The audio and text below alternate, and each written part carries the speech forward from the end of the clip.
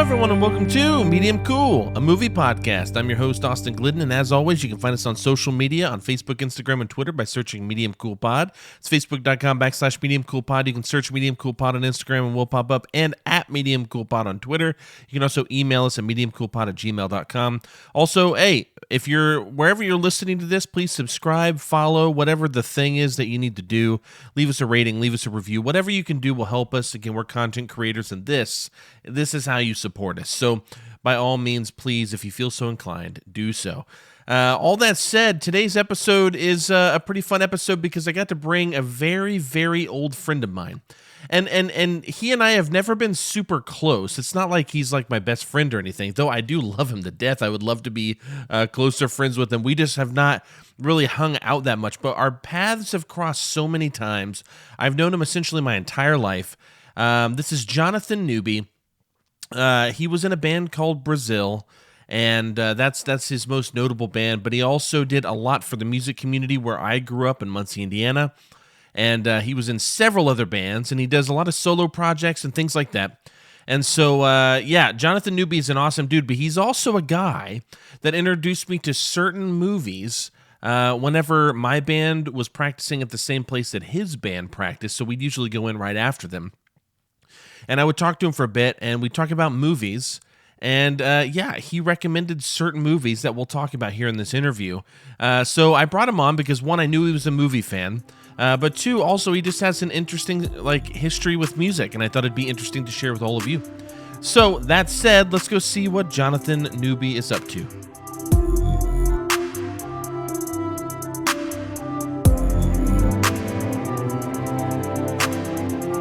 All right, everybody, I'm here with Jonathon Newby. Jonathon, say hello. Hello, how are you? I am doing wonderfully. Jonathon is here with us. Jonathon, I've known you for my entire life, I feel like. Yeah. Because, Yes. because we met at my grandfather's church, actually. Just our parents went there, and as children, you follow your parents, so we were just there. But we've crossed paths. Our paths have kind of weaved in and out occasionally, and largely through music. Yep. And for anyone who doesn't know Jonathon Newby, he was in a band called Brazil, which I would say is probably the biggest project you had in terms of kind of a notable act that kind of reached cast a pretty wide net, I should say. I'd agree with that. Yeah. But I remember, it's funny because Kevin is kind of popular on TikTok now. Right. Yeah. And one time he had a live and I just posted on because I saw him pop up and I recognized him. I couldn't quite put it together that it was that Kevin, but I was like, he looks so familiar. And finally I put it together and I went to my car when I was driving, my old car when I had a CD player in it. And I put the Catharsis and the Humdrum record in because I still have that CD, right? Yeah. And so then I'm like, dude, I got to ask this guy something. So I sent him a message, no reply, which he has 1 million followers or whatever. So sure, yeah. No worries. But then he had a live. He was just going live. And I asked a question in chat. I was like, are you the dude from Catharsis in the Humdrum? And he read it out loud and he just looked so confused. And he's just like, that was I was in that band in college, 20 years ago. And then he just moved on. But yeah, it's really funny. So if you want to check out Kevin on TikTok, here's my 1 degree of separation from Kevin. So tell me a little bit about when you wanted to start playing music, because as long as I remember knowing you, you were in what was the band you were in with Tommy Jett and stuff? It was a little hardcore band or something. Yeah, Ruby Debris. Yeah, thank you. Yeah, so I remember that's the first not record, but band. I remember just being like, whoa, people are playing music. Did you have a song called Johnny's Got His Gun or something like that? It was very close. Charlie Got Chuck. Charlie Got Chuck. That's right. We used to sing that all the time too. So anyways, but where did that start? I know your parents are musicians, but where did your musical whatever, when did that start? It's hard to put a date on it because you're right. I come from this family, this sort of musical lineage, I guess. My parents have always played music, whether it's like, in church or whatever, or like in, jazz bands and stuff. My grandparents and all my aunts and uncles have played music in some sort of fashion. So it's something that was just like always there. And like, I don't know. My earliest memories, and this is going to sound really cliche, but like my earliest memories is sitting by one of those like big giant console stereos that people always had, just like listening to. I remember Chuck Mangione, "Feels So Good" was the first song I ever remember like kind of having yeah, I like this sort of thing. And then I don't know, I spun the Chipmunks Christmas like a million times. I love that. Yeah. So yeah, it's just kind of always been like in my DNA, I guess. Yeah. And so what was your official first band though? Not because correct me if I'm wrong, Catharsis and the Humdrum was your first like serious project. Like you were Yeah. really playing, I think you guys toured, but like where did it begin though? What was it? Was it Hubri Debris or however you pronounce that? I always mess it up every time. Yeah, that was probably the first band where it was like, we were serious. We, made a demo. We wanted to go out and play shows. Really wanted to get signed, which is what bands did at the time. And back when you could just play music and then meet someone and go like, "Can you sign me?" And they might. Yeah, and they might actually give you a little money. Yeah. Some development and all kinds of stuff. Yeah. Yeah. Very different time. Yeah. But like, yeah. but how did that transition to like Catharsis? Because you were in Catharsis and the Humdrum, and that's the first time I remember, because you played drums in these, by the way. So in Brazil, you were the vocalist, but you played drums in how do you say that again? Who? So we said Hubri Debris, but if you actually like look at the word, it's a portmanteau of the word hubris and debris. So technically it's hubris debris. But we just called it Hubri Debris. Yeah. I don't know why. I don't know why I can't say this word. That's probably why you didn't go anywhere. I'm just kidding. Yeah, I know. No, I'm kidding. No, but like you have with Catharsis though, like this. How did you meet these guys? Was it just a college thing? Like were you all in college and you met and you're like, let's just jam? Yeah, pretty much. It was just that typical like collegiate scene, cross pollination. Like we had friends and then friends of friends who then became our regular friends and stuff like that. And we all kind of like gravitated towards music and bands and things like that. And yeah, you know how bands are, they kind of run their course and then you like have new interests that pop up. And so you join this other band, it's nothing like the first band. And just, it was just kind of one of those things, very typical, band hopping experience, I guess. Yeah. And this is you guys were a 3-piece, right? As Matt Miller and Kevin Thornton and you, right? Yeah. For the most part, I think at one point we were a 4-piece very, very briefly. But yeah, we were a 3-piece essentially. And where did the band go? Like, I know you put out the record that's blue. I don't remember what it's called. It might just be a self-titled, but like there's like a blue cover. But yeah. Well, so the first one that we did was Girl Takes Mercury, After All Night Party in parentheses. Mm-hmm. We went down to Nashville to record that. It was a friend of Kevin's, and that was probably I can't speak for any of the other guys, but for me, that was like my first real studio like recording experience with nice mics and a guy who knew what he was doing. And we're in Nashville and all this stuff. And so, yeah, like that was, we were trying to like break out of our boring college Muncie existence and like, fast track to the radio, I guess. And then, then after that, we would go through these series where we would kind of like break up for a bit and then get back together and break up. And then each sort of cycle, we would do a different recording. Like we did Death of Komarov, which was a kind of a real lo-fi EP, probably my favorite.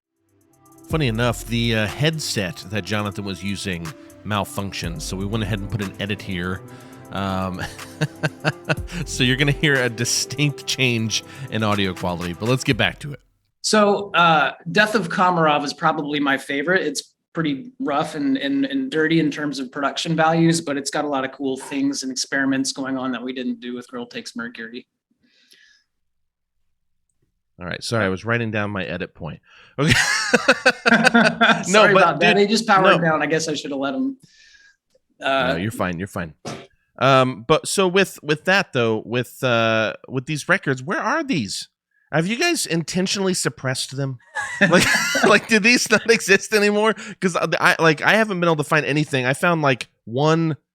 I can't even find any of Kevin's stuff, like his solo Thornton stuff. You know what I mean? Yeah. Like it's crazy. But where are these records? Because I only remember one. That's a good question. I mean, I have a couple in my closet. I think Matt Miller has a couple boxes of Girl Takes Mercury. You might have to ask him.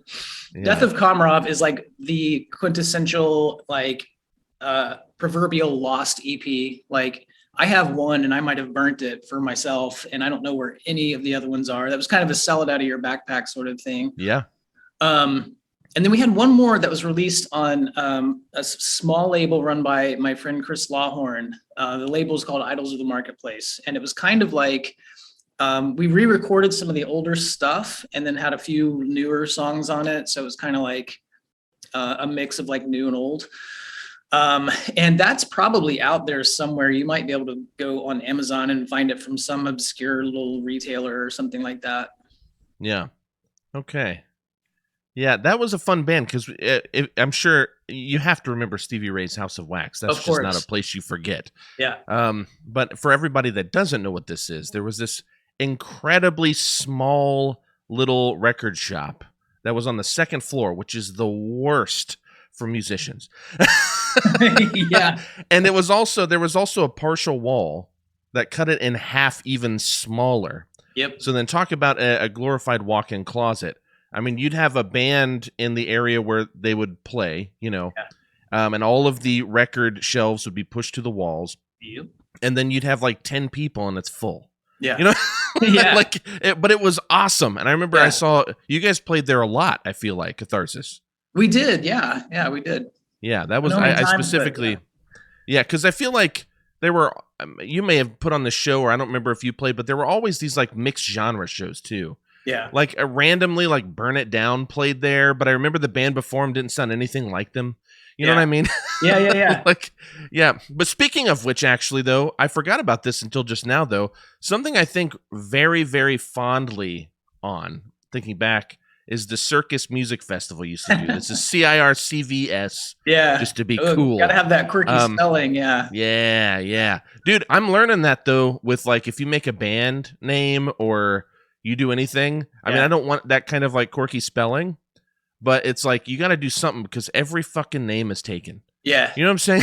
Yeah. like it's like almost impossible to come up with anything original that's not super lame.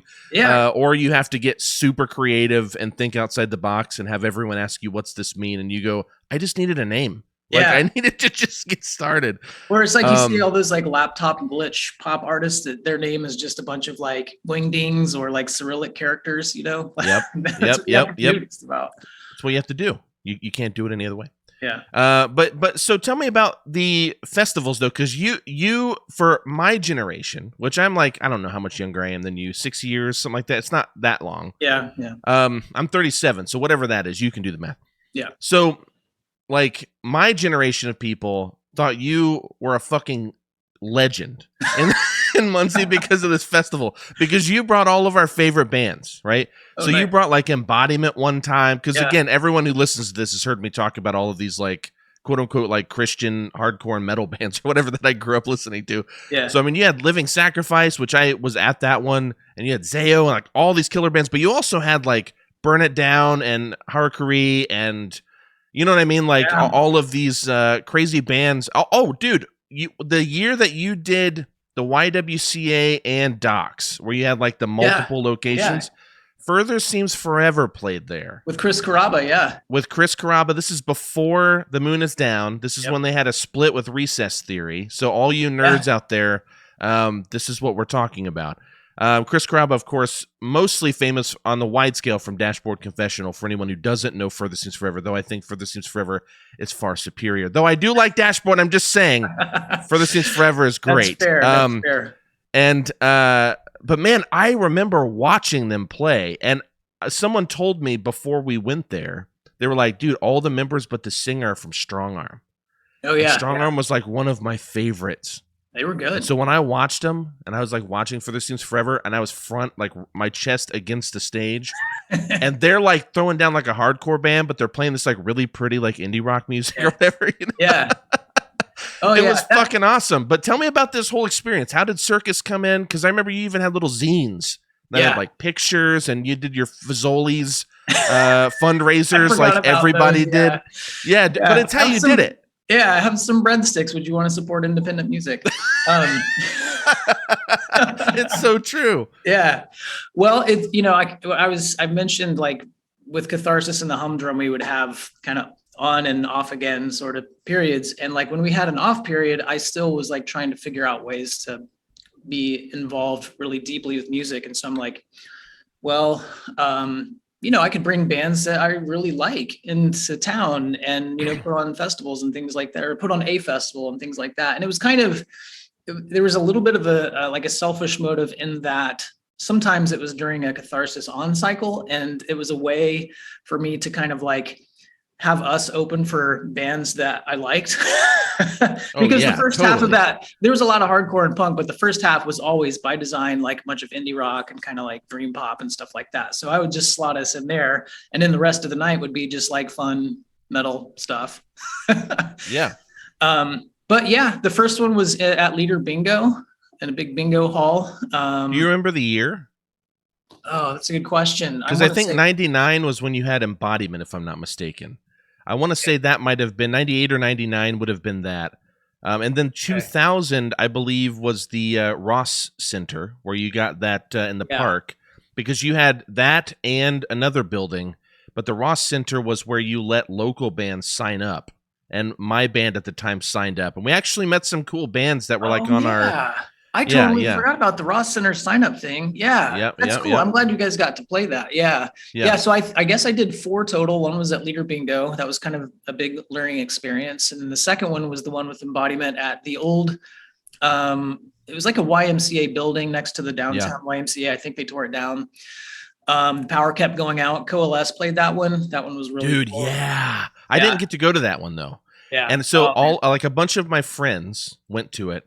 And then they were like, dude, like Embodiment was great, but I was a huge Training for Utopia fan. Yeah. And they were like, you think Training for Utopia is crazy? Listen to this. And they bought the Coalesce record. Yeah. And they're just like, just ripping into it. And I'll never forget when Revolution, I forget the song, the one that has the song like What Happens on the Road Always Comes Home or whatever. Okay. And they do all that like Sabbathy Zeppelin type riffs, you know, like when they got really groovy and stuff.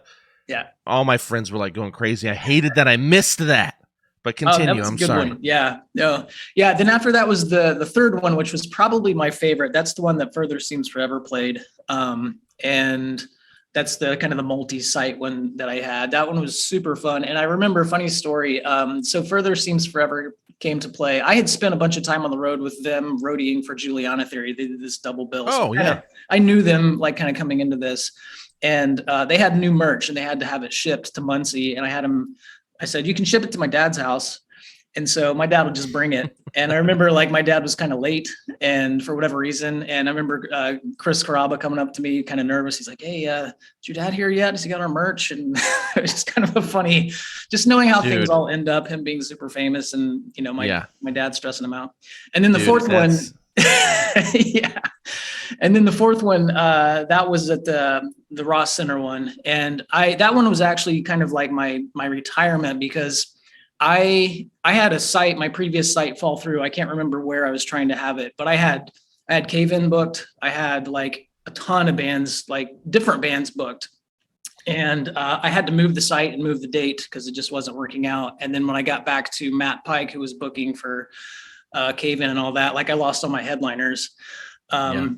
And I got Zayo again. They've actually played the first one, but I got Zayo back for this one, and they always rock it. They're always so amazing. And the Circus Fests were how I kind of developed that relationship with them. That is to this day, like, you know, I consider them good friends. So all was not lost. Yeah, dude, I remember being so jealous too, because your brother Nick would hang around like the youth group or like wherever I was at that point in my life. Yeah, and he would always just be like, yeah, Zayo came over last night, like after that show that they played. You know what I mean? Or like Living Sacrifice stayed with your parents, or you know what I mean? Or like whatever the thing. And I was just like, God, I wish I was that. Like I want to do that. And but it was like crazy because when I finally played with Zayo, like 2017, I think was the first time I ever did. Yeah. And I'd seen them loads of time when I was younger. And I just I didn't even know they were still playing music. I just saw that show was happening, and I emailed the promoter, and I was like, how do I get on this? And the promoter didn't even act like it was a big show, which now maybe that's just, maybe people don't think as fondly of Zayo. I still do, though. Yeah. I still love that band. They're so good, yeah. They're so good. And so, like, he was just like, yeah, you guys can play. Like, that's fine. And I was like, fuck yeah, dude. Like, I made flyers I did everything, because that was like a big deal. That was like my childhood coming to like fruition. Yeah. You know what I'm saying? Like as like a mid-30s. Yeah. But then I remember the second time we played with them, which I think you came to the first show, but the second time we played with them, I'll never forget, Russ like stopped me as I was walking by him, and he goes, Austin? Yeah. And that meant the world to me, that he remembered who I was. Yeah. You know what I'm saying?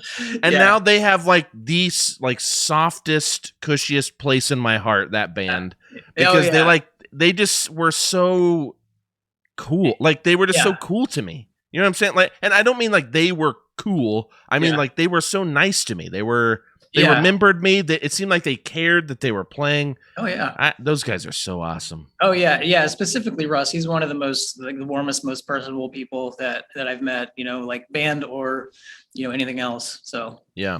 Not surprised. Yeah, I gotta have him on here too. Oh, have you? Because no, I have to. I need to. He's a big movie fan. Yeah. I know. We talked about it outside the Emerson Theater when we played together, and we started geeking out about movies and stuff. And I gotta have that guy on. I've asked him before, and he's like, "Yeah, dude," but then we just never set a date. I gotta like get him on here.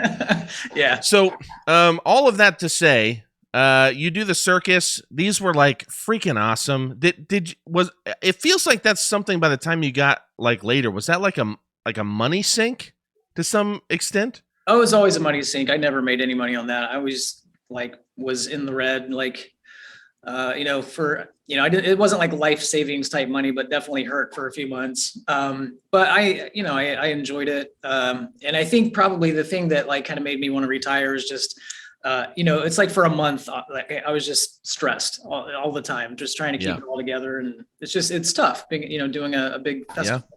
Yeah. I mean, I'm the same. I would have done the same thing. I'm that guy where I'll just pay for everything. Just let me just do it because I want this to happen. You know what I'm saying? No, so I get that. So then after you do the circus stuff, after you do Catharsis, I lose touch with you kind of. You're doing whatever you're doing. Yeah. And then out of nowhere, I'm in a band called Ghost of Maine. I remember. I'm playing with some friends.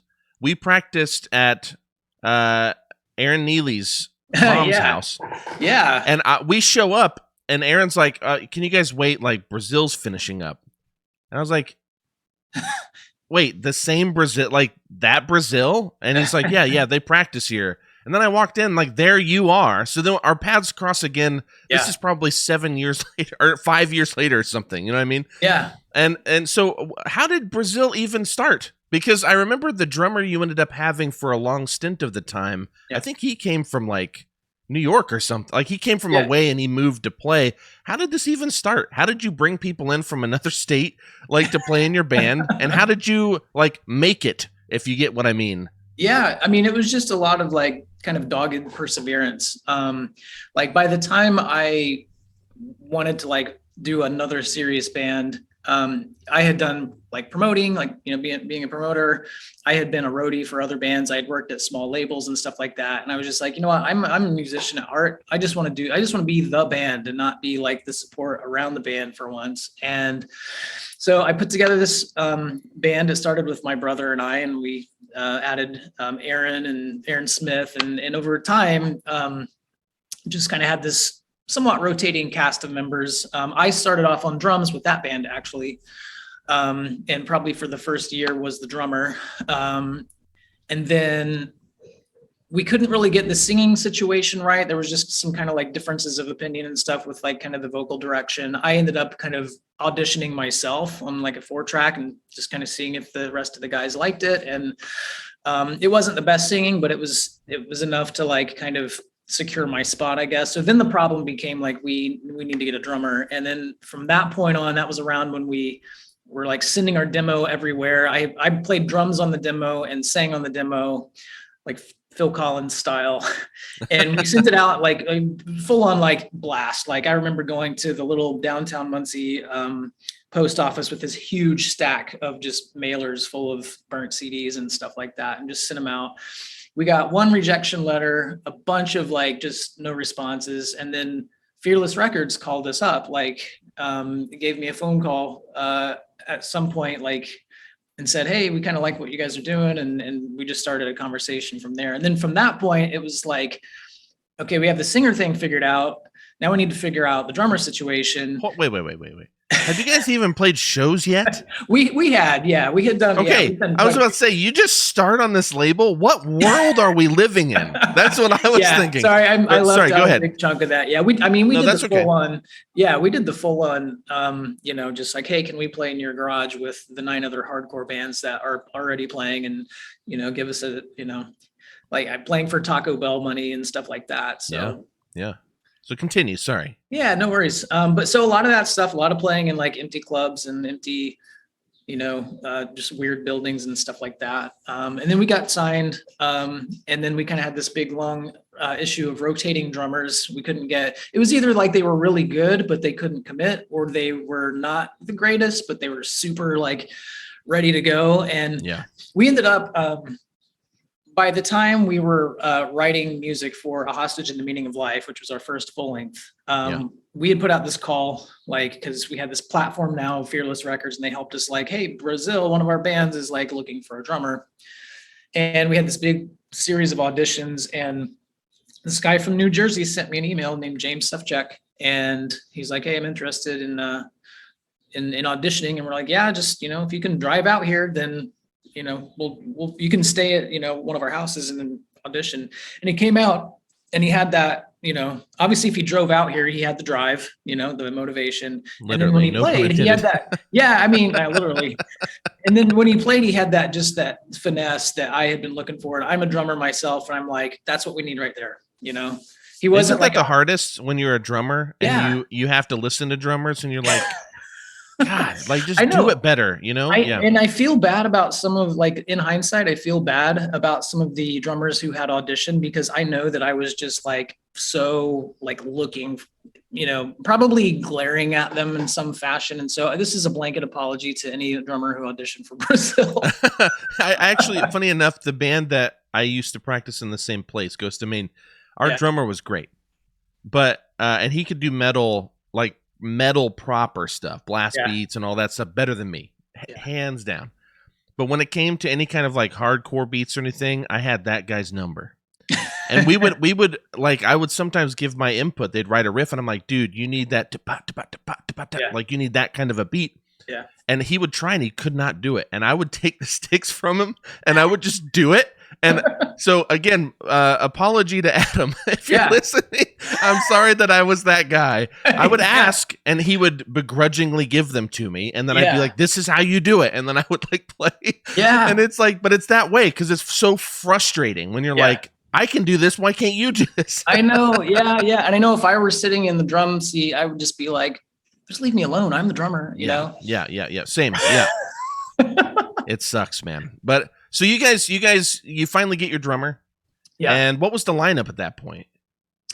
So at the beginning of that era, it was me and my brother, Nick, Aaron Smith, one guitar player,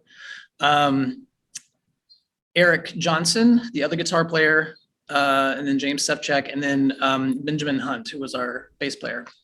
Yeah, so it's a good mix. Yeah. It was a good mix of like, we all had these really unique sort of musical differences and backgrounds. It wasn't just like, oh, we're just a bunch of, indie rock guys that all go to the same shows. It was like, Aaron was into the like Fugazi, like Discord stuff. Eric was into the Chicago Steve Albini bands. My brother was into like Kelly Clarkson, you know, it's all around.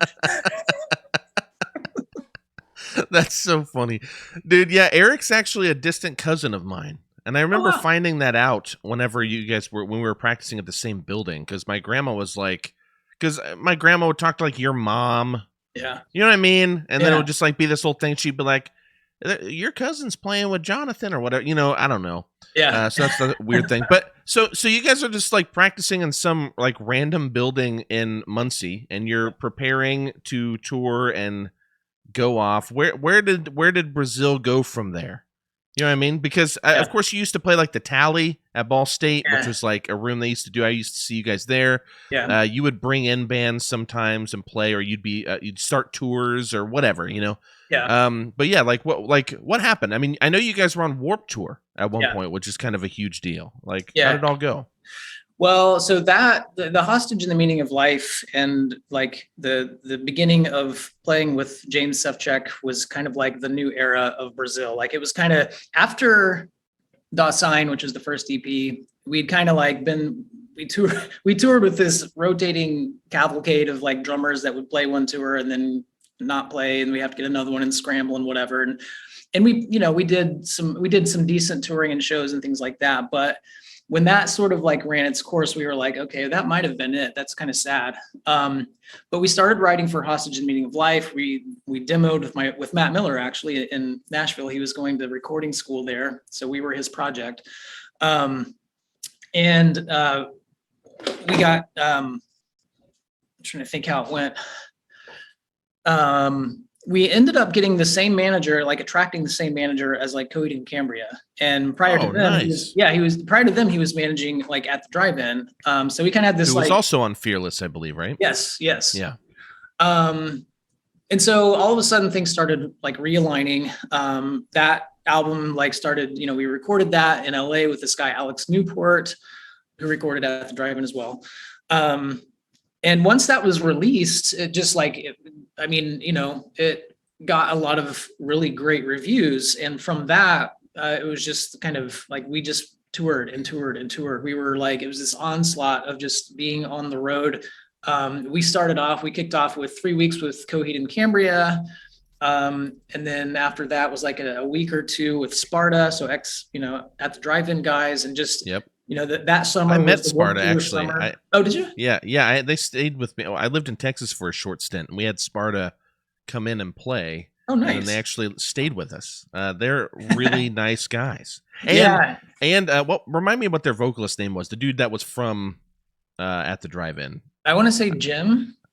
Was it Jim? I don't remember. Well, the funny thing is, I feel bad because it's like Jim Ford or so, you know, it's like like name like that. I can't remember, but he was adamant about sleeping on the hardwood floor. Like he's just like, I want to live the tour life. Yeah, and they're like, you can like sleep on the couch, and he's like, no, I'm cool. And he just like set up like a sleeping bag and just like was in a corner. Yeah, he's a nice guy. Yeah, sorry, go ahead.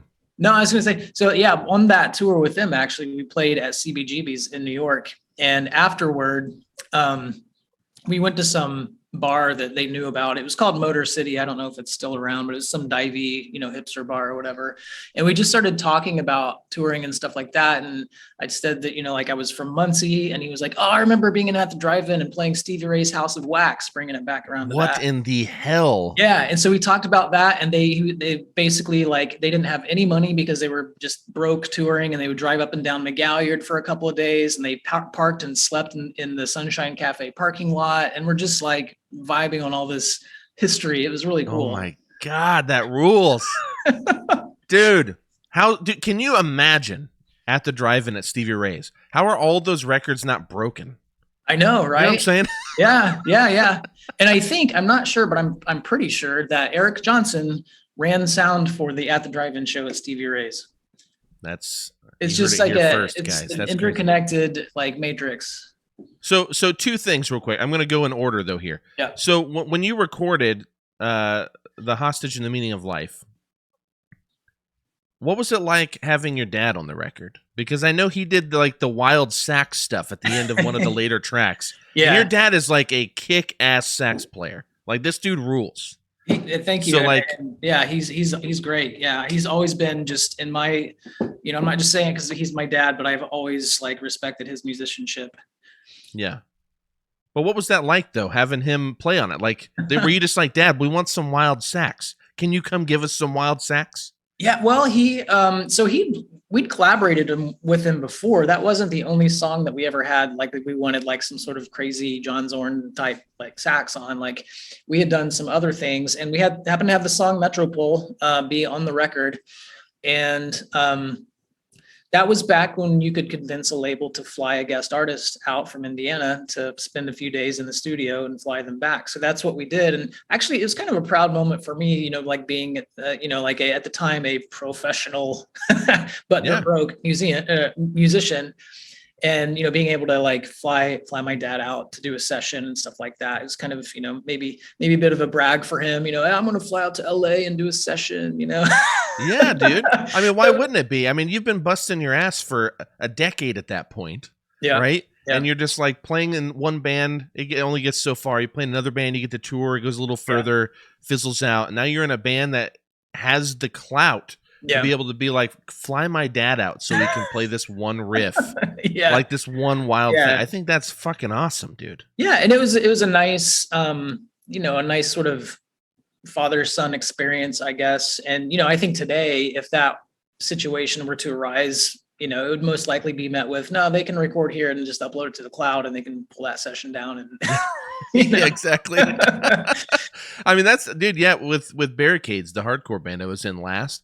We did that with guest vocalists. Like they would just record, send us the track. They would already have they're like, this is, as long as I can master my vocals how I want them to be, cool. So then they would have it all, you just plug and play. Like that's all it was. Yeah, that's how music is made. Yep. Yeah, it's wild. I'm sure that's how.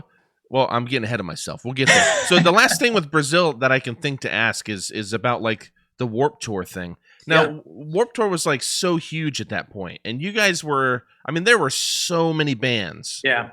Like 100 bands playing on this thing.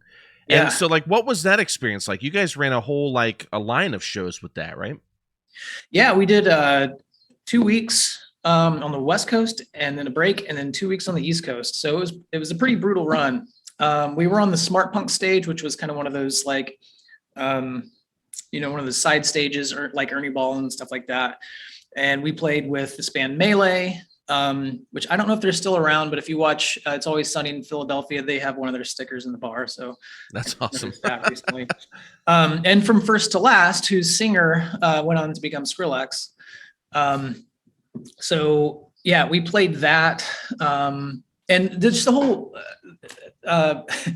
one of the sort of running, I don't know if it's a joke or just sort of maxims, I guess, of Warped Tour is that it breaks up bands in vans. And like Melee, for instance, they didn't break up because of Warped Tour, but like they were on all 6 weeks of it in a van. And the thing about Warped Tour is that you have to leave right after it's done, and you have to be there before the gates open. Like if you play at like 7:00 in the evening, you can't roll in at 6. Like you have to be there at 10 a.m. when everybody else is getting there and the stages are getting set up, which means that if you don't have a driver or a roadie or something like that, like you're driving your ass everywhere overnight. And these are like bus tour routes. So like you got to get from Kansas City to Billings, Montana in the next 12 hours. And so it's just brutal driving for bands and bands.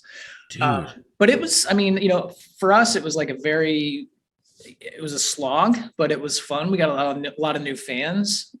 Some places were better than others. Some places we had 15 people watching us. Some places we had like a huge, massive crowd looking out. So it was definitely like, I don't know if I could do it again, especially not at my age. Yeah. But like I look back on it fondly. It was a good summer. Yeah. Although I will say, like that was also the summer that my son was born. So that was, I made some decisions in terms of like when I was coming back and when I was leaving to go on the next leg that to this day, I'm kind of like, maybe I should have stayed home a little longer, like that kind of thing. But yeah, I mean, retrospect 2020, right? Like exactly. At the time you're thinking of things, you're trying to figure it out. Yeah. And golly, I can't believe he's that old. I know that's the most cliche thing to say at that point, but he has to be nearing 18. He graduates this year in like a month. He'll be That's graduating so from high school. Stupid. I wish him the best. So you do Brazil is like the crowning achievement up to this point. And then you did some stuff afterwards. You did something called Jonathon Christmas. I remember that. Wow. Yeah. Yeah, and other things. Are you doing anything now? Or is I know that you've worked with Russ from Zayo, where he's played drums for some of your stuff. Yeah. And things like that. Like, what's going on now? Yeah. So I have a sort of a studio project called JC Autobody, and it's kind of a way for me to play around with personas and things like that. And it's basically it's everything that Brazil wasn't. It's super simple, super primal, noisy, gritty rock, almost like noise rock, kind of blues influenced, I guess. That funnily enough, like I've kind of gotten into the publishing side on that and have actually been able to, I'll just say, kind of outfit my studio with some of the proceeds, having had some of those songs in shows like Riverdale and Shameless and stuff like that. Nice. So yeah, it's been kind of nice to be able to kind of self-perpetuate the music. But yeah, that's one among a bunch of different projects. I'm kind of at a point in my life where it's like, I just want to try on a bunch of different hats, and like my music taste has like spanned so many different like genres, and it's like I just want to have a made up project that is shoegaze, for instance, and a made up project that is like, just grindy, crusty punk, and then, whatever I want, because I've got a studio. Yeah. Dude, you're speaking my language right now, because I have a whole list of band names that I've had to fish out just for studio. All of them are like dedicated to like a genre. Yeah. There you I'm go. that That's nerd. exactly what I'm doing. Yeah. Yeah. Where it's like, all right, cool. I have this like classic, like proper screamo band. All right, cool. That band's going to be called this, and even when I'm like, if I'm reading something or I'm watching movies or I'm doing something, if I hear anything that catches my attention, I'll write it down and see if I can rework it into a band name or something. Like, I always just keep a list, because as we talked about earlier, it's so hard to find one that works. You know what I'm saying? Like, that's not already taken, or that's not too close to something.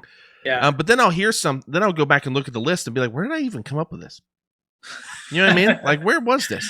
Yeah. So anyways, that's fun, man. So going back a little bit, when we were practicing at the same location in Muncie in like 2005, that's whenever, by that point I was 2 years into my love of film.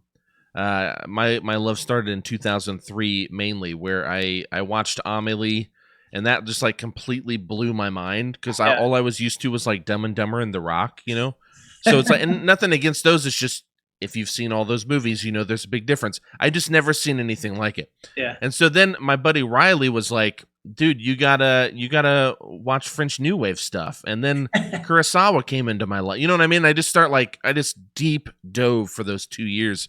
Yeah. And I remember you told me about a little old movie called Metropolis from the 1920s, which is like incredible. So I like immediately looked that up, and I got it from like the library or so. I can't remember. Or Netflix or something. Movies, yeah. And so anyways, dude, I never knew you were like that huge of a movie fan. On the Brazil website, if I'm not mistaken, you had a message board back when message boards were prominent. And there was a whole like general section for like movies or something. I just remember like people would talk about movies, and you had this like fucked up thumbnail, dude. It was like some super pale white dude with like this big pink mane or something, and he just has like blood coming out of his mouth or something. I don't know. I just remember it haunted me. And at one point I found the movie, but now I can't remember it anymore. But like, that's like where I learned that you were a big movie fan. And I'm just curious if you can tell me a little bit about how you got into liking movies. And we'll just start there. We'll start there. That's a good question. I don't know if there's a defining moment or a thing where that happened, or a movie I saw where it's like, yes, I'm suddenly into movies. I just have always been sort of an escapist type person. In fact, there's a Brazil song called Escape. And I've always been kind of attracted to that sort of like 2-hour emotional mental trip that a movie offers to take you somewhere else. Yeah. And and kind of just on top of that, this idea that like I don't really, if I find something that interests me, I will like chase it down into like the furthest rabbit holes. Yeah. I never got to a point where I was like, I need to like know all the directors and who was the key grip of this and this cinematographer and stuff like that. Like, I think you were probably light years beyond me in film now, but like, but I do have, I've always had an appreciation for the sort of the escapism that film brings. Yeah. I remember, I think it was 2009. I'm not usually this good with dates, okay? like with like times. Yeah. But I remember where I was in this time, which puts it in a certain year. But I remember in 2009, you came over to my house. We hadn't hung out, I don't think, probably ever one-on-one. But I invited you to come over to watch a movie. We watched David Lynch's Inland Empire. I remember don't know that. if you remember this. and so you're a David Lynch fan, clearly. Yeah. I think that because that was, you specifically chose that when I was like, I have these movies, and you were like, oh yeah, I want to see that. That would be awesome. Yeah. What pulls you in? What connects with you with like a David Lynch movie? Because that's a weird one for a lot of people. Lynch is either a love or hate, I feel like, for a lot of people. Yeah. Well, let me just say first, and I didn't realize this until just now. I do remember going over to your house to watch that film. I didn't remember it was Inland Empire, but there is an indie cinema that opened up in my neighborhood. Today, they are having a matinee of Inland Empire, and I just bought tickets for it. Isn't that weird? That is awesome, though. Yeah, there you go. Full circle. Yeah. Because this is like, what year is this? 2022. What would that, I was going to say maybe there was an anniversary of some sort, but I don't know. I think there might have been a restoration of that movie or something. But, yeah. But cool. Yeah. So so David Lynch was a director, and that there are all kinds of theories about his movies and all kinds of like, people doing deep dives on just like the symbology and stuff like that.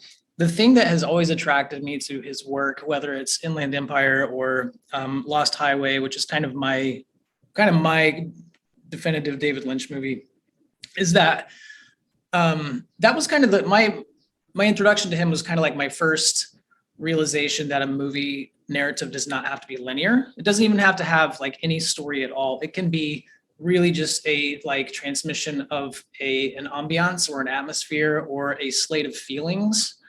And just kind of the dreamlike quality of his movies where, certain characters, like, suddenly they morph into these other characters and it's like you're not watching the same movie and stuff. That's a very dreamlike state to me that happens in my dreams all the time. And it feels very like familiar and eerie. And it's something that is like, I've always connected to, and it's something that's drawn me to his films. So I wanted to see Inland Empire because at that time in that year, that was the new one that came out.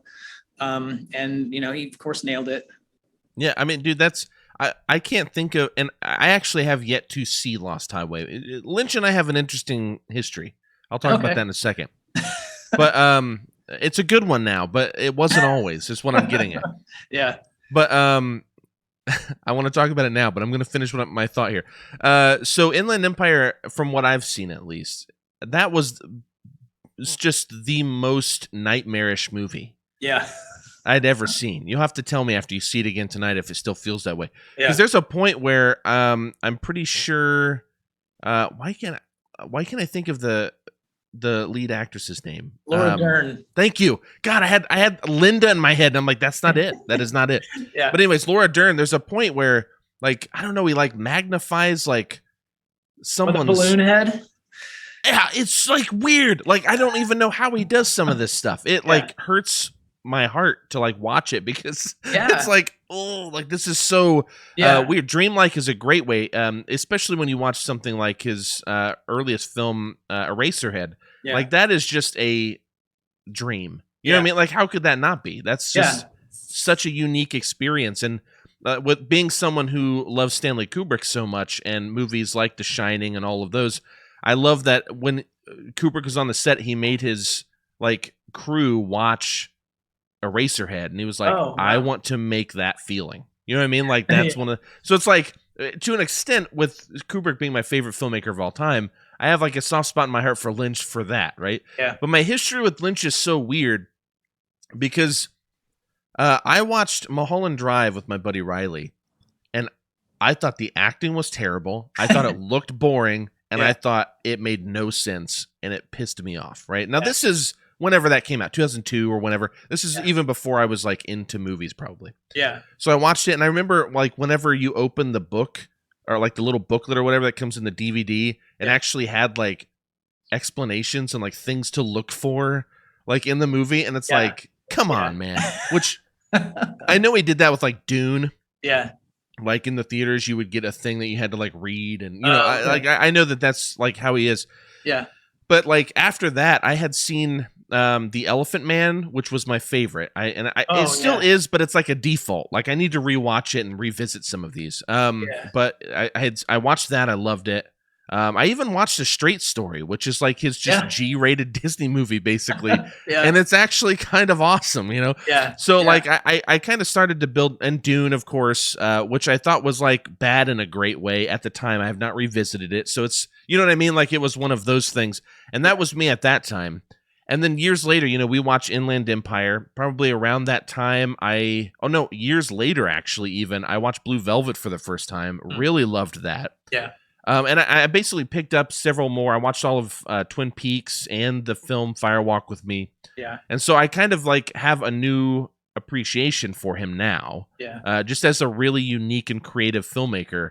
Yeah. But I did miss out on a very, like a sliver of his career, like Wild at Heart, Lost Highway, like those movies that came out right around that time. Yeah. I missed, but he is a really unique soul, I have to say. Yeah. And he does have a very specific and kind of consistent visual language. Like you'll usually in his movies see some sort of like fire or curtains.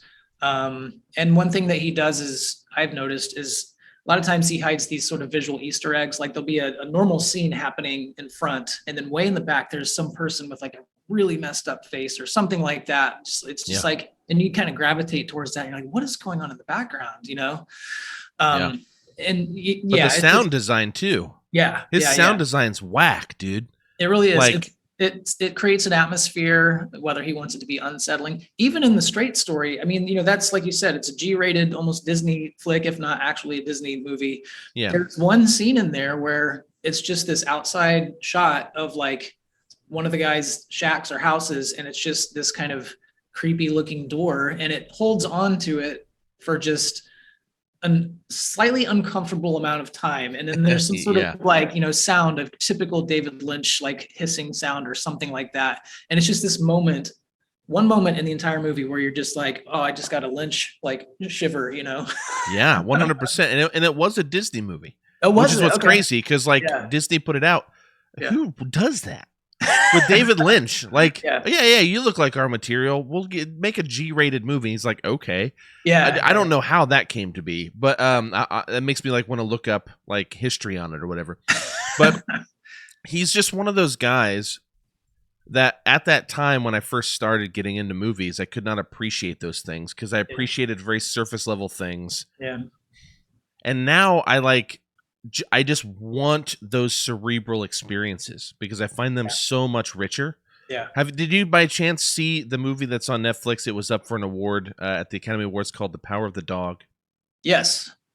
Yeah. I fucking love this movie. Okay. It was a good one. And that's a great example of a movie where everything that's happening is subtext.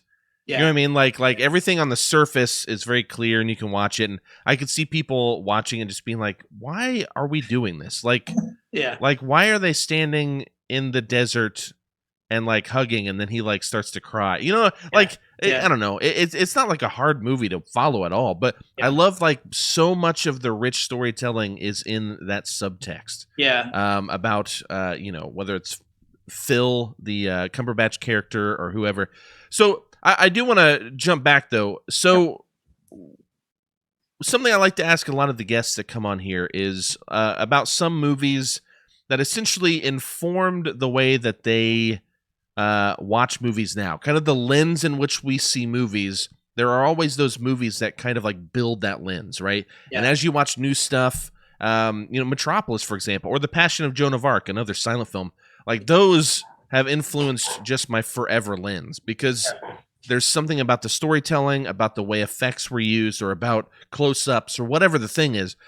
Do you by chance have any movies that kind of come to mind that are just like really big staples in kind of your film history?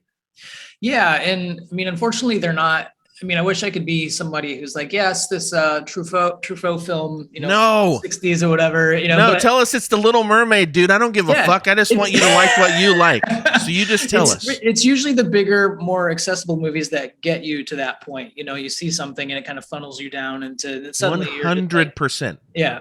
So for me, that's where I'll start. I think, all right, so I'm just going to lay it out there, full honesty. Return of the Jedi.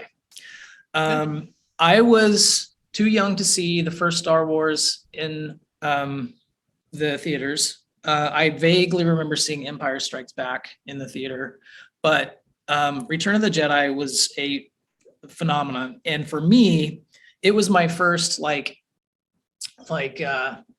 don't know, like total full immersion into another world. And it was this space cowboy world. There were weird languages and dialects. There was just this beautiful score with John Williams, feel good moments, like tense moments.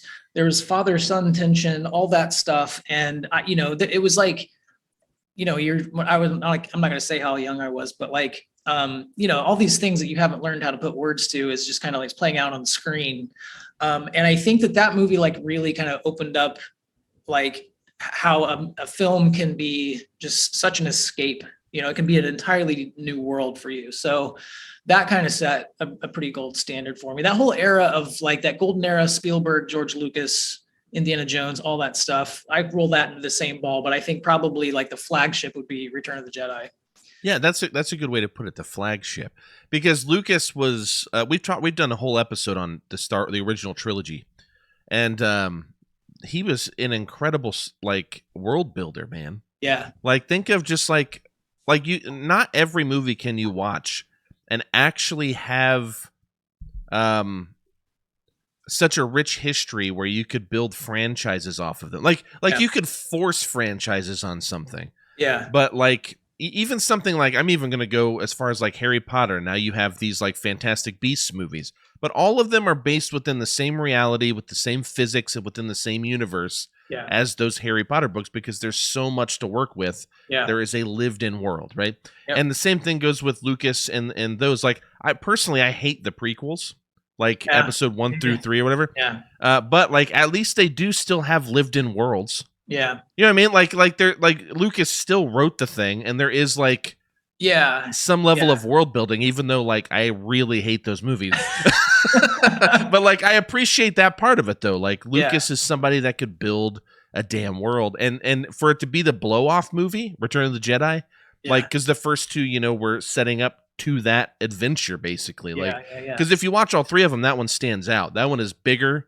It is livelier. It is, much more action adventure. And fuck, man, I think that's a great choice.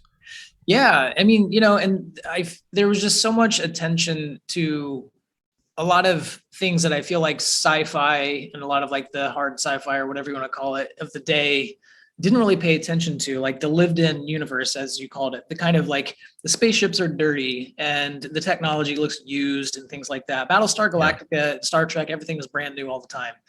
The language. They clearly had a maid come onto those sets. You know what I'm saying? Exactly. Yeah, they took them to the repair shop often. And in those other ones, other universes, if someone was an alien or a different type of life form, their face was blue and they spoke perfect English. But in the Star Wars world, in the Return of the Jedi world, you had these people who spoke, like jub language, whatever you want to call it, just like they sounded like they could be from, I don't know, rural Mongolia or like, Japan or Russia or something. They sounded like they could be real languages in real places, Yeah. So. Yeah, that's great, man. What else though? Like what are some other ones? Do you have any other titles? I'm happy to dig into 80s pop movies too, so I don't care. Yeah. Well, I will touch just a little bit again on the Lost Highway, just because like, again, that's kind of one of my funnels into the idea that, you know, a movie doesn't have to be a narrative beginning, middle, end. It can be simply convey a feeling, an emotion. It can simply be unsettling. And that led me to appreciate films like Enter the Void, you know, where it's just like, you know, there's the sense of time is removed and it's all about like, you know, you're just on this trip. And I'd have to say another one would be like maybe Requiem for a Dream. And that one I appreciated because it kind of showed me that like how creative you can be on a budget. Like that was kind of, I don't want to say it was my first indie-ish film or whatever, but it definitely, you can tell that there is a small budget for it, but the acting performances and the quality of the story like transcends all that. And then the icing on the cake is the Clint Mansell soundtrack, which I'm a huge Clint Mansell fan. And for the main reason that he, you know, he's not John Williams. He's a pop, you know, like alternative pop guy who got into scoring. And, you know, his stuff is so simple that whatever. And it's instantly recognizable. Everybody knows what it's from and knows it's setting up a real sad scene. Even, you know, like the other stuff, I think he wrote for Moon and The Fountain. You know, he's got there's this thing about it, the way he writes, it's very simple, but it's very emotive. And I think that combined with, it's a similar thing with the films that he writes for. They're very simple. They're very, I don't want to say under budgeted, but they're very powerful despite all that. Yeah. Did you, by chance, when you were hanging around Living Sacrifice and stuff like in early 2000s, did you know Matthew Putman? Was he involved whenever you knew them? I think so. Yeah. I actually know him from Esocaris. Oh, great. Well, then, yeah. So I had Matt on here, right? And I go way back, like to Esocaris years. Yeah. And one thing he said to me, and I'm gonna extend this to you now, is he was like, "Yeah, all of my picks you'll notice are all movies that have music that connected with me." Right? Oh, yeah. And he was talking about how like music is actually somehow like a huge gateway into like the movies he loves. Yeah. Like if it's like the soundtracks or the scores of those can often make or break those movies. Do you tend to gravitate toward like those soundtrack? Like, will that elevate a movie for you, even if the movie, you know, maybe it's like it's pretty good, but then it's like, dude, that score though, this movie's amazing.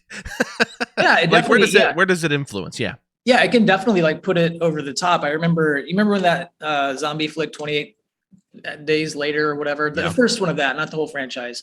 They had that Godspeed You Black Emperor song, Hastings, I think the Hastings Street or something like that. That was like, it was so odd, but it was so perfect for the scenes that it was supporting. And that's just kind of an example, but like kind of to your question, like, I absolutely connect more intense with movies that have, and especially that have soundtracks that are kind of adventurous and things that you wouldn't necessarily expect to be. And I'm trying to think I know there are some movies where it's just like, well, they do this a lot in a lot of TV shows now where it's like, they'll throw in some, you know, I don't know, folk song over this scene that is like really a weird juxtaposition, but somehow it works. But yeah, music is great. Music is an intensifier for sure. How do you feel about, speaking of The Power of the Dog, which we brought up before, or many of Paul Thomas Anderson's movies, let's say The Master or There Will Be Blood? How do you feel about Johnny Greenwood? Have you listened to much of his stuff? The Radiohead guitarist doing those scores? Yeah, I have. Not as much. I haven't followed his career as closely as like Clint Mansell, but yeah, Johnny Greenwood is very talented, I think. And the things I've heard, like his more recent soundtracks that'll like maybe come up on Spotify or something like that. He's definitely got sort of almost like a natural film scoring knack, it sounds like. You know, like Clint has got this sort of like, you can tell that he was originally a rock guy, but with Johnny Greenwood, it's like, it feels like he kind of understands the way a classical film composer, not classical like classic music, but just kind of a traditional film composer would compose for a film, just, you know, in the chord progressions he uses and things like that. Dude, I'm no fucking joke, dude. Go listen to There Will Be Blood and then listen to the soundtrack for The Power of the Dog right after it. Okay. Okay. Now, he's done other scores. Those two I think are comparable to an extent. And then, Okay. of course, he did the Phantom Thread, which is much more kind of classical quartet type stuff. And, Yeah. he kind of branches out a bit. Okay. But, dude, I'm telling you, those two, like, I if I'm working on something, I'll listen to scores sometimes. But those two, I would like just play often. Those two scores. Yeah. I'd be curious because they're so interesting. They can't lose my attention. You know what I'm saying? Like there's always these like little things going, all this percussive noise with, all of these sliding strings and I don't know. He's just, dude, that dude is my favorite guy right now. Has been for a few years too. Which of course Radiohead, my favorite record of all time is OK Computer. So it's like, of course I'm going to love him just because I like the way that he thinks. But man, I just feel like that really made Power of the Dog for me as well. Anyways, so you talked about Lost Highway, and we talked a little bit about how that kind of helped you appreciate movies like Enter the Void, which is also another notable picture. And you mentioned Requiem for a Dream. Yep. Do you like other Aronofsky stuff? Are you a fan of like The Fountain and stuff like that? Yeah, I am The Fountain holds a very deep place in my heart for a variety of reasons. The soundtrack I will listen to and get choked up every single time. Aaron Fisher? Yeah. Okay, well. Fish. Shout out to Fish. One day, several years ago, we were hanging out and he's like, man, have you seen The Fountain? And I was like, no, I haven't. He's like, you got to see it. It's really good. And so I think I found it at the library. Fish was kind of like he was kind of like the guy that would kind of impart this film wisdom. He was kind of a little bit beyond me in terms of things like that. The proverbial record sharer, like, check this out, man. Yeah. And so, it was with The Fountain, and I remember watching it and just having this incredible emotional experience. And that's another movie that's kind of, it's a bit more linear than, say, a David Lynch film, but they play with time in an interesting way where it's three timelines going at the same time. But the music, back to the music with like Clint Mansell partnering with Mogwai, just making, it was just, it's hard for me to like describe and put in words other than to say I had a really intense emotional experience watching it. Dude, that's how I feel about, this is why I love Darren Aronofsky, because Requiem for a Dream, which I need to go back and rewatch. It's been too long since I've seen it. Same. But I remember it very fondly. I actually remember, I think it's one of the Wayans. I forget which Wayans is in that movie, but the one that's in it, I remember him running. And of course he has like the chest camera or whatever. Yeah. I can't think of the word I'm trying to think of, like a harness. And it has the camera on it. I had never seen that before. Now, of course, it'd been done, but I'd never seen it before. And like, what a great effect. You know what I mean? And then just all of those little montage moments of the eyes, like the pupils dilating, and there's all of these great things mixed with that score. I mean, that score is incredible. I agree with you. Like, I still hear it even if I don't remember the scenes it's from. Yeah. But even like the mother, kind of descending into madness with these pills and watching these like random like QVC type like shows, and things like that. I mean, that's great. But I even like Pi, the movie he did before. He of course did. He did The Fountain, which we talked about. But one of my favorites of his, just because of the emotional resonance it has with me, is The Wrestler, which is a very straightforward movie for him. Oh man, that one is so good. Isn't it so good? One. Yeah, I think that might. Yeah, that might be my favorite of his, which is crazy because it's not by far not the most complex. It is very straightforward. Yeah. But fuck, dude, it is so good. Yeah. Let me tell you why I connected to it.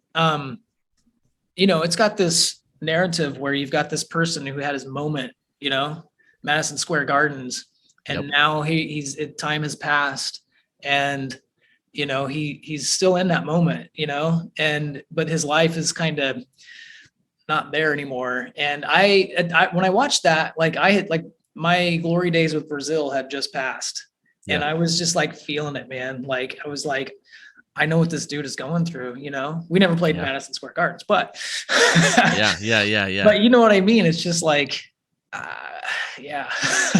Dude, I mean, when I saw that movie, I didn't get back into wrestling yet. I had some friends that brought me back into wrestling, but I did have a history with wrestling. I grew up loving and watching wrestling. I remember, yeah. And I was about to say I was literally about to say you probably remember this from church because I used to like yell things out. Body slam. Yeah. No, it'd be like Grandpa's talking about Samson, and he'd say like, yeah, he's like Hulk Hogan for those of you, and I'd be like Ric Flair. Like I would just like yell like wrestlers' names. But I was a huge wrestling fan, so like watching that and having watched documentaries and knowing a lot about the business, even though I wasn't really involved in it. In 2008, I think is when that came out. Yeah. It was crazy, man, because that is the life. But then also, I had also quit the band that I was in. And by the time that movie came out, I had already been in another band, and that one fell through. So in a similar way, where it was like, I feel like I already did the thing. I don't know if I'm ever going to have this opportunity again. Yeah. There's something that is like easy to connect with that movie. But like on the flip side though, several years later he makes Mother.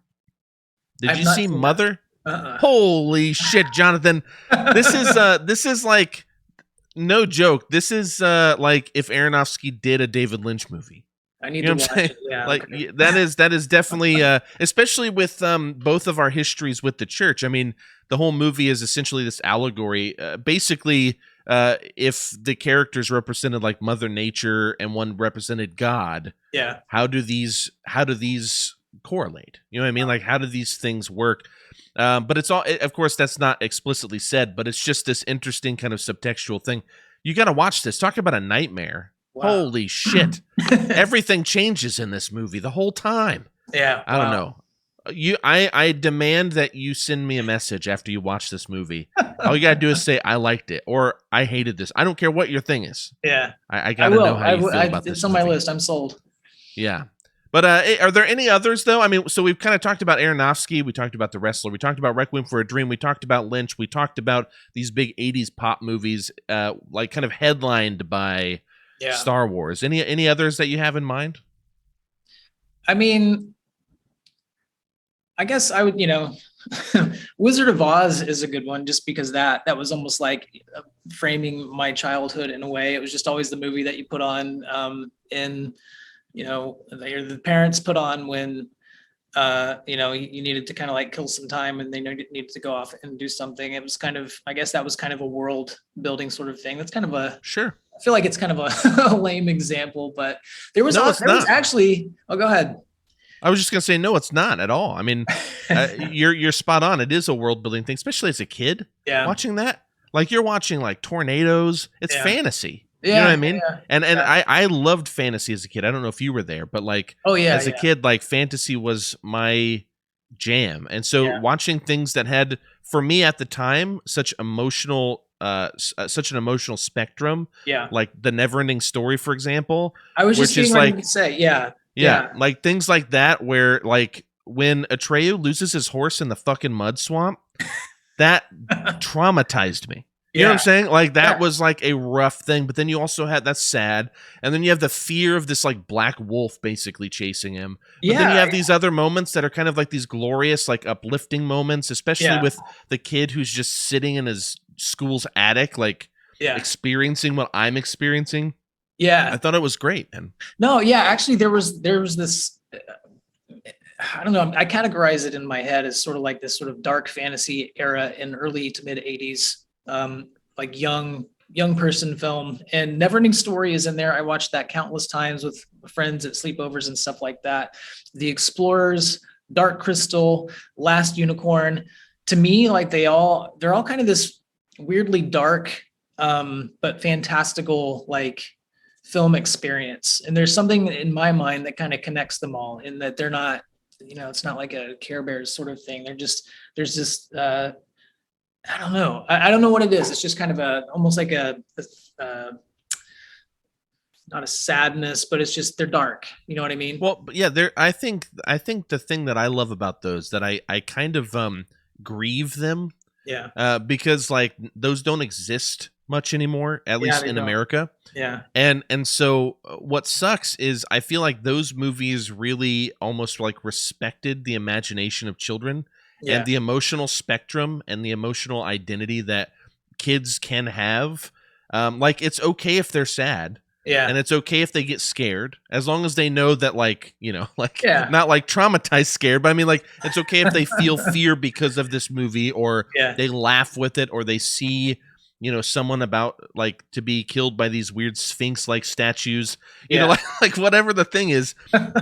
It's like, I just miss having movies like that. I mean, The Goonies, for example, was not really, you know, it feels older than like a kid's movies by today's standard, in terms of like the kids are like cussing and they're like running around like hanging out, you know, and doing weird stuff. Or even Stand By Me, which is even a bit more of a mature version. But like those movies, I know people who were older than me, because I was born in 85, so I mean I was super young when these came out, if even alive. And so I saw them years later, and I like watched them. I'm like, man, like that's way closer to what like living life as a person that age was like, minus like, you know, your brother finding a dead body or something, you know, like not that specific, but just the way they interact, the way they talk, the way they talk shit to each other, the way they cuss whenever they know they'd get in trouble by their parents. You know what I mean? Like all of those little things. I just like miss that. Because I feel like a lot of it gets so like neutralized, right? And there's room for both. Like these kind of neutralized versions and these realistic ones. But I had this guy on, I don't know why I'm spacing his name right now. Jeff Rhoda, that's his name. And he made this movie about like teenagers, right? And I'm trying to remember what it was called. I feel really bad that I can't remember this. I need to like look this dude up, because I need to give him a shout out. Jeff Rhoda is an awesome dude. 18 to Party, that's what it is. Okay. And it came out last year. Yeah, it doesn't matter. Anyways, and so it's basically like these people hanging outside of this club, and they're too young to get into the club, but there's a guy that works there, and if they can just hang out long enough, sometimes they'll let him in the back, right? But the whole movie is kind of like this dazed and confused type, like all these different conversations kind of going on, and some people having really serious conversations, and one of them might be talking about a kid that recently committed suicide in the school and how that affected them. And the other kid's like, just grow up, you know, like just all of these kind of things. One person kind of has a crush on another person that's there. All the things are there, right? And I remember talking to Jeff about that and just thinking like, dude, I miss movies like this where we can just let them be like real representations of these people. You know what I'm saying? That was my long diatribe. But anyways, well, dude, this is good. I love this. How did you, last question, how did you even find Metropolis? If you're not like a film guy, okay? Because that seems like a real out of left field, because you told me about that movie, and I don't know why.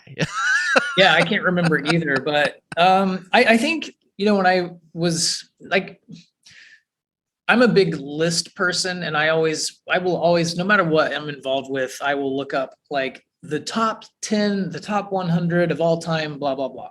And dude. When I was like way more into movies, and back, you know, I would always look up like, what are all the best picture, you know, like winning movies that I should maybe want to see? What are the best historical movies of all time? You know, just stuff like that. And it was always there because, you know, Fritz Lang, it's just classic, you know, expressionist early cinema. And I feel like that a lot of the early sort of Brazil concepts were kind of derived from that whole era, maybe lyrically. Definitely Metropole is kind of harkens back to that, you know, that sort of vibe. And so, I think, it just turned up on a lot of lists, and I watched it, and I'm like, this is kind of my thing, and I should probably share it with Austin.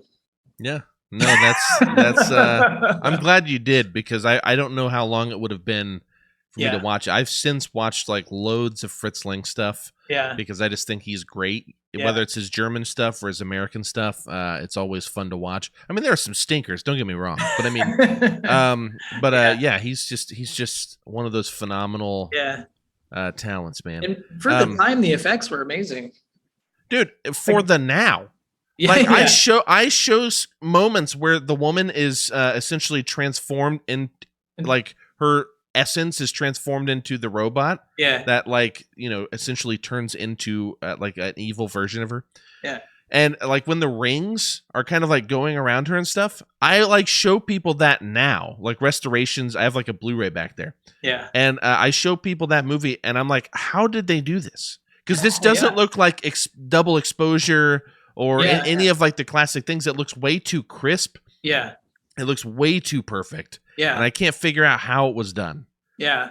Well, and even those scenes, if I remember correctly, it's been a while since I've seen it, but I feel like they're like huge, massive crowd shots of people, almost like you would see in a, like a Lord of the Rings movie where it's just like, a huge valley full of orcs or something like that. But in this movie, it's like the working subhuman class or whatever, and there's this miasma of people.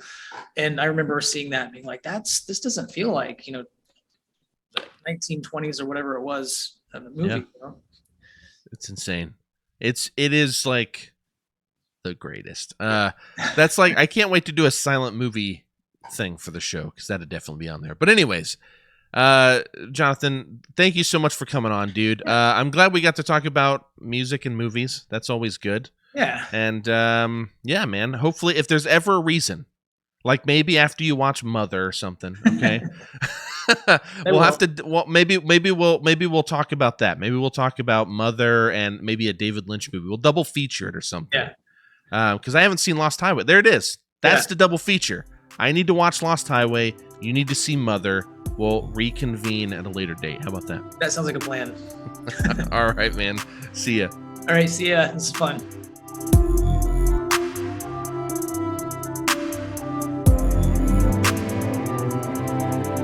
All right, thank you everybody for listening to the show. I hope you enjoyed Jonathon Newby.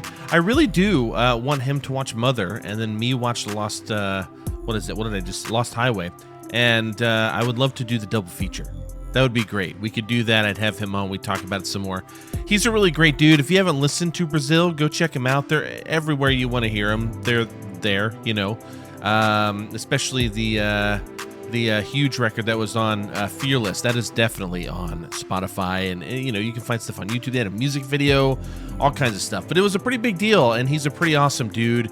And I'm just like really thankful that after all of these years, kind of crossing paths, and then our paths going different directions. And every time I reach out to this guy, he always gets back to me. He's always super willing to help. All I did was say, hey, man, I'd love to have you on the podcast. I know that you're kind of a movie guy, and you played music, and I've had a lot of musicians on. It'd be really fun. He was just like, absolutely, win. Like, that was just kind of the conversation. So thank you very much, Jonathon Newby. Like I said, go check out Brazil. They were just great fun. This whole month is going to be pretty interesting. I'll have different people on, and we'll be doing a lot of fun stuff. So please, please, please keep up with all things Medium Cool. I guess with that, just know that I love you guys. Good night, good luck, and take it easy.